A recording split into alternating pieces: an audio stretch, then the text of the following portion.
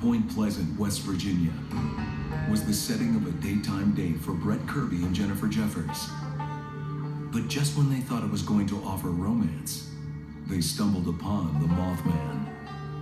He had never been to Pointe Pleasant, and so he came up here one day and I took him a tour. It was really exciting, that he came to see me. We went to a few different places around Pointe Pleasant, and then I told him, I was like, the TNT bunkers, I said, they're out there, and he said, well, what is it? And I was like, well, they're old military bunkers that they used to use, and, they were built on the Indian burial ground. She just told me that it's haunted and stuff like that.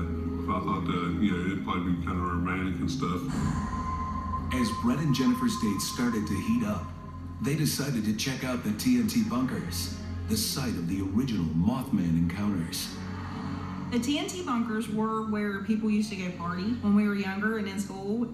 Everybody always went out there and you always heard the stories and stuff, and they always, come back with, we heard this or we heard that. But I thought it was just because they were drunk. I never really believed it. We arrived at the bunkers. It's probably about 5:30 to 6 o'clock. The weather is probably about 75, 80 degrees outside. We went through three of them, and on the way back, we stopped back to the second one.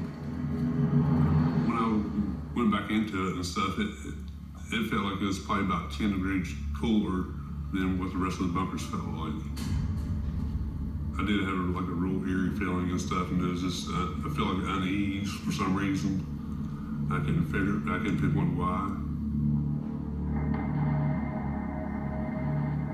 Wow, this place is pretty neat.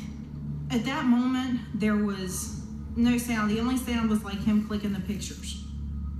And then he had quit clicking the pictures, and we were standing there just listening. Do you see anything? It's cold in here.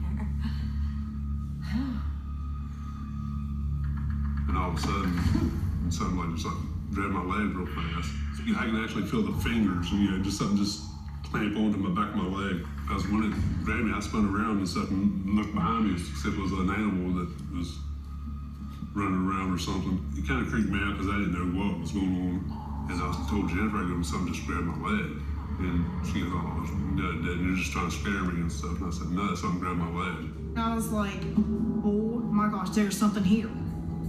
I said, I'm out of here. I gotta go. I can't take this. I'm out of here. Because it scared me so bad. After it happened, I flashed a couple really quick pictures and said if there was anything in there with us, and like a mouse or a squirrel or something, just to explain what happened. We were totally freaked out. It was just something that I had never expected, to happen. We ran back to the car, and then we took off. We went back to his house, and we were looking at the pictures on the computer.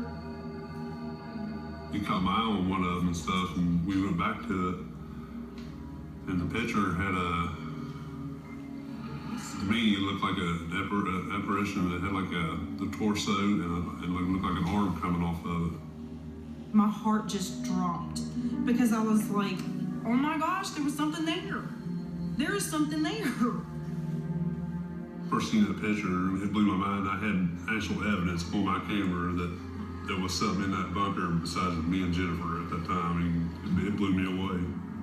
It turned me into a believer because, I've always heard that there is demons that walk upon the earth, but I never, really experienced it in myself until that moment. Some 40 years ago, a dark winged Mothman descended to Earth in Appalachia. Some were terrified. But in the wake of a horrific bridge collapse, the monster came to be seen as a messenger, a prophet to warn about imminent disaster. If a recent sighting is to be believed, the creature is still here. It made us both believers of the spirits and what, can happen that we never believed would. Because that's something that, you'll never forget.